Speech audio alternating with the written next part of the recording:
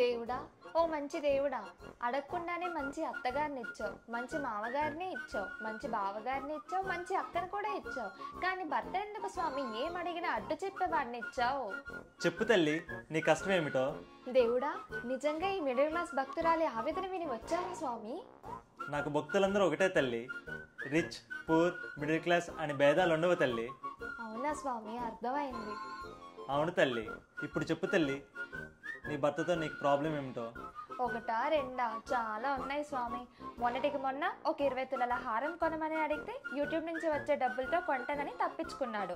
నేనేమైనా 100 తులాలు లేదా 1000 తులాలు అడిగానా స్వామి? ఏదో నా మెడలో మెరిసేటట్టు ఒక 20 తులాల హారం అడిగాను అంతే. ఆ చిన్న కోరిక కూడా తీర్చలేదు.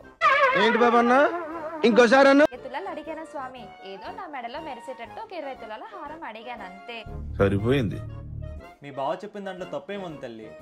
డబ్బులు ఊరికనే రావు కదా, అందుకే యూట్యూబ్తో వచ్చిన డబ్బులతో కొంటా అన్నాడు. దాంట్లో ఏముంది? మీరు కూడా ఏంటి స్వామి మా బావలా మాట్లాడుతున్నారు? పోనీ మీరు వచ్చారు కదా, వినండి. ఏమిటి ఇప్పుడు ఆ హారాన్ని నన్నిమ్మంటావా తల్లి? లేదు స్వామి, మీ దగ్గర నుంచి ఫ్రీగా తీసుకునేంత దురాశ నాకు లేదు. మరి ఏం చేయమంటావు? మీరు దేవుడు కదా, నా భర్త మనసు మార్చి నాకు ఆ హారం కొనేటట్టు చూడండి స్వామి. అంటే ఇప్పుడు నన్ను చేతబడి చేయమంటావా తల్లి? అయ్యో, నేను అలా అనలేదు స్వామి, మనసు మార్చమంటున్నాను అంతే. అది మనసు తల్లి, ఎలా పడితే అలా మార్చడానికి వస్తువు కాదు. అలా మార్చేటట్టయితే ఈ లోకంలో రాక్షసులు ఉండరు, ఇన్ని యుద్ధాలు కూడా జరగవు. అవునా స్వామి? అవును తల్లి. చెప్పడం మర్చిపోయా స్వామి, మొన్నటికి మొన్న ఎంపీ భరత్ గారితో షార్ట్ వీడియో తీసుకున్నాం. మా యూట్యూబ్ లో అంత రీచ్ రాలేదు. ఇలా అయితే మా యూట్యూబ్ ఎప్పుడు గ్రో అవుతుంది స్వామి? నేను ఎప్పుడు హారం కొనుక్కునేది? కొన్నిటికి సమయం పడుతుంది తల్లి, వెయిట్ చేయాలి.